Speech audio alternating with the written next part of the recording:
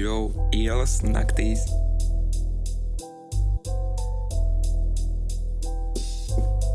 Paklausies šito sūdu.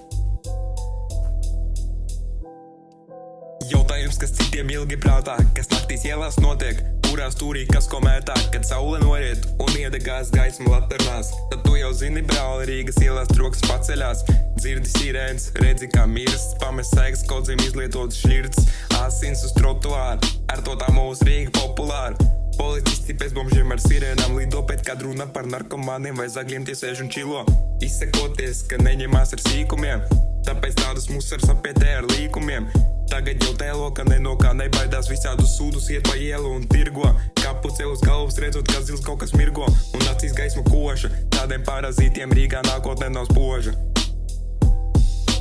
Katru dienu, kas tiek pirkstu aptīts, kādam kas izstājos attīts, kāds aparātos nospēlē pēdējos santīmus, paliek tukšs maciņš bez apziņas, noraujās no taciņas un iet jau padoties. Jā, es cīnos, ko tu brīnies, nav bijusi diena, kad es esmu sevī vīlies, ja citreiz nesenāk uzvarēt un dabūt to balvu, nevajag nokar galvu, veču vienmēr tak var iet mēģināt no jauna, grūti skatīties vispār uz individiem dažiem, liela mute, bet uz strelku pats senāk ar nažiem, nu kas tas ir pa fufeli, agrāk jau no paši rīta vācāmies uzspēlēt, basīti vai futeni, tagad jau tā nenotiek, kas vispār tagad notiek, daudziem visi tikai tāpēc, kad uz paplātes to priekšā noliek, lai dabūtu kādu kapeiku, zini, kad ir grūti pašam sev to pateikt, nevar saņemties, grūti nopirkt drēbes, lai normāli var saģērbties, labāk nopirkt 05 un kārtīgi nodzerties, tu jau zini, brāl, es cinu kās, mano žēl padalīšos, jo normāli uzjautās pāris dūmi, tagad iehito tik smuki, paretam arī uzmetās man kaut kādi gļuki, bet tas nozīmē jo tikai tāpēc, kas tas bija sūdīgs,